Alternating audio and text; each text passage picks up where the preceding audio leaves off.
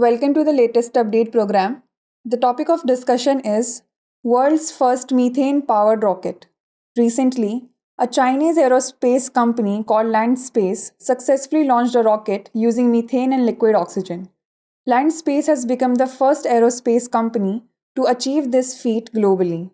The rocket, called Zhuque-2, blasted off from the Jiuquan Satellite Launch Center in the Gobi Desert. It successfully deposited a test payload into the sun-synchronous orbit. Now let us discuss India's methane power engine project.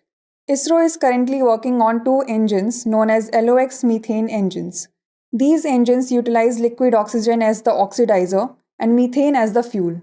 These projects are being carried out at ISRO's Liquid Propulsion Systems Center located in Trivandrum. Now let us talk about methane-powered engines. Methane-powered engines are crucial for the aerospace industry as they offer lucrative business prospects. Such engines are highly sought after because of their high performance and low operational cost. Notably, methane can be produced in space itself by synthesizing water and carbon dioxide. This technology is even more suitable and reusable rockets.